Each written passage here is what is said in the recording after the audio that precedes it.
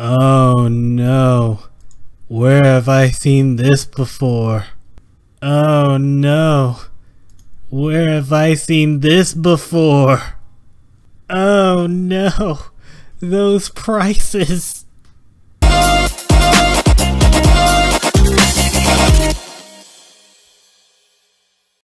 What's up guys, it's me Zero to my Kitsune, and I am shocked and somewhat appalled at the new information of the Creation Club.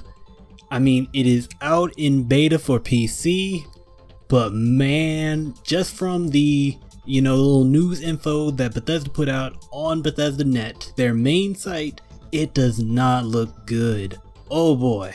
Okay, let's break out the base info. First of all, the Creation Club is out in beta. It is not a full-on update to Fallout 4 yet. You will have to go into your Steam client and opt into the beta to get this. What the new patch comes with is the Creation Club, obviously, some sort of new message of the day thing, which I really hope doesn't show up on the main menu.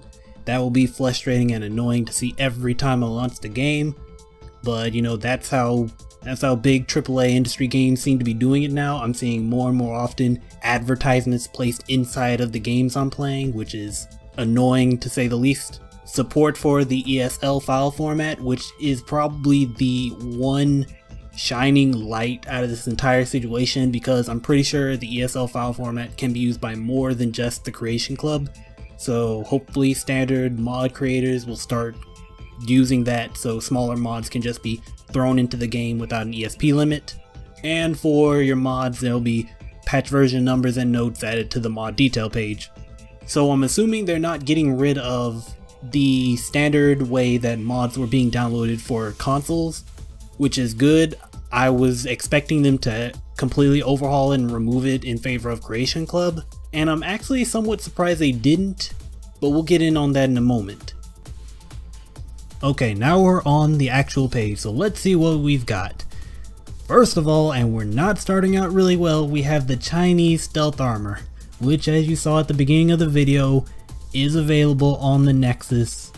So how Bethesda explains how that doesn't break their already existing mod rule, that we'll have to see in the future. Hopefully they explain that rather quickly before this turns into a complete clusterfuck. But one positive is that you see this right here, creation obtained through quest. So some of these, and from the list it looks like most of these, will be obtained via some new quest added into the game. It's probably going to be some small, maybe 5-minute quest. Maybe it'll be a 10-minute. Set your expectations high. But yeah, not looking great. I do like the creation obtained through quest though. Hopefully it's not get a quest marker, go here, get it. Maybe have me fight something. The modular military backpack, there are plenty of backpack mods already on the Nexus, so this is here we have creation deposited into your inventory and craftable via armor workbench. So now they're working just like any other mod you'd find off on the Nexus. It just shows up in your inventory. Okay, Morgan spacesuit from Prey, that's something unique and it's an IP they own, okay. But again, creation simply deposited into your inventory because, integrating it to a quest I guess is too hard for something that the developers are being paid for and the consumers are expecting to, pay money for. Okay. And then here's the real kick in the teeth. Pip-Boy paint jobs. We have 3 of them right here. Pip-Boy freaking paint jobs.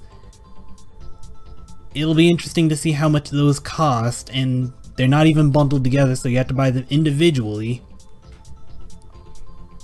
It'll be one interesting thing is mods that modified the Pip-Boy. The mods on the Nexus, some of them have bugs where they actually remove the Pip-Boy and you don't have an inventory. Hopefully these won't have any of those sort of problems, because if they do, there will be hell to pay. And then we have power armor paint jobs. So I didn't say it with the Pip-Boy thing, but we're paying for retextures. Sure, they're as new modifications and that takes a little bit more time, but we're paying for retextures. Okay, hopefully that's at least, you know, HD, like the HD texture packet. I know the HD texture packet by Bethesda is not great, but at the very least you gotta have some parity if you're trying to be so professional on this. Then we have the homemade shotgun. Okay, I haven't seen this before. I mean, I've seen pipe shotguns and other, you know, shotgun mods on the Nexus, but this particular model I haven't seen before. It's got a little bit of that other franchise I'm thinking, can't think of the name, but it's got that kind of design to it. If you know what it is, you know what I'm talking about. Deposit into your inventory, again, will appear in the world though, and at vendors, so this is being added to leveled list. The question though, is it being added to level list via the traditional ESP method, or is it a script? I'm betting on it being a script because that's the only way you can maintain compatibility from this mod and other mods going forward. You can't let them overwrite each other or else they're not actually compatible, and that was one of the big things for Bethesda's Creation Club. Then we have the prototype Gauss rifle, literally the only thing that I thought was cool in the initial trailer. And actually I think this is the only thing that made it from the trailer into this initial list. But again, it's obtained through quests, and since it doesn't say will appear in the world and at vendors, I guess this item won't appear on enemies and they won't be using it, so that kinda actually really sucks. Then we have the modern furniture workshop packet, so lore friendliness is apparently thrown out the window. I guess I should have assumed that from the Prey thing, but I kind of thought it was like the Portal reference in Skyrim, but no, lore friendliness just thrown out the window. I mean, I don't particularly care about lore friendliness when it comes to modding, but these were supposed to be Bethesda created products, so eh. And then we have the second thing on the Nexus, the Hellfire Power Armor. That does already exist on the Nexus, so oh boy. And then our last one is the Power Horse Armor. That's really all I gotta say about these power. Actually, you know, that's how I gotta feel about all of these, all of them. Just none of them excite me, none of them make me interested, and I just feel nickel and dimed. I don't think I'll be purchasing anything on the Creation Club if it looks like this. Oh boy. Even Total Biscuit is currently just ranting and raving on Twitter over this whole thing, and I expect to see more people really disappointed and releasing a lot of disappointed videos in the future if this is really what they're showing, this is what they're stepping out with.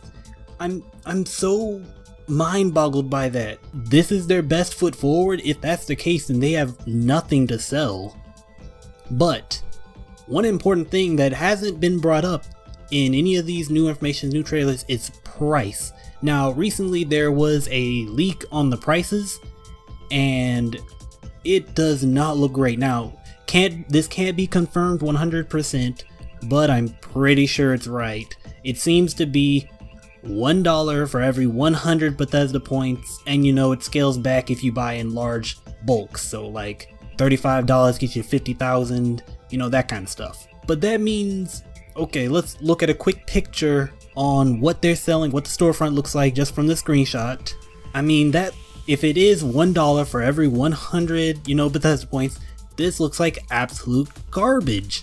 The prototype Gauss rifle, $4. Single weapon, $4. Modular military backpack, $4. I mean, it is modular, but still not Hellfire power armor, one set of power armor that doesn't really modify how you play the game. It's just another power armor with probably the same stats as, you know, T45 or T60, maybe XO1 if you don't care about throwing the balance of the game out the window, for $5.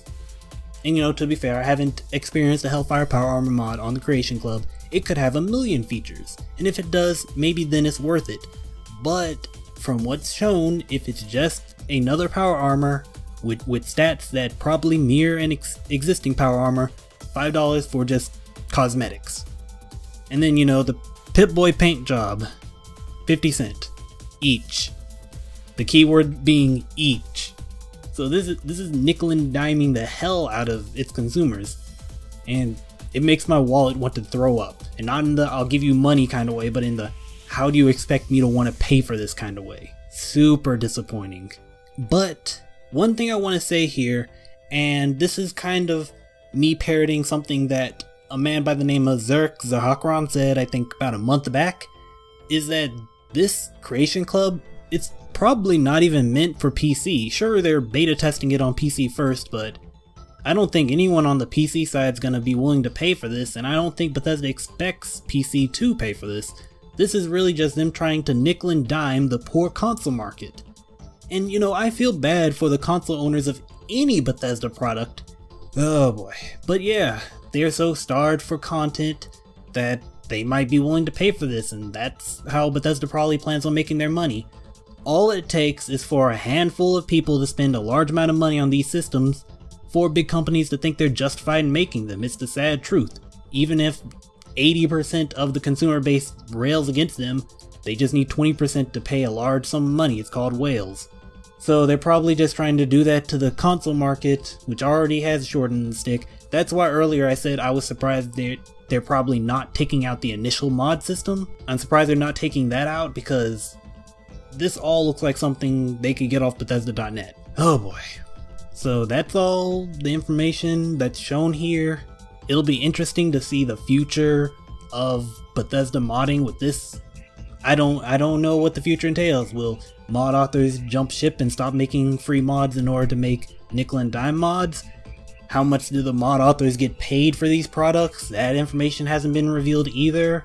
There's a lot of stuff that we just don't know yet, but what we do know is not looking good.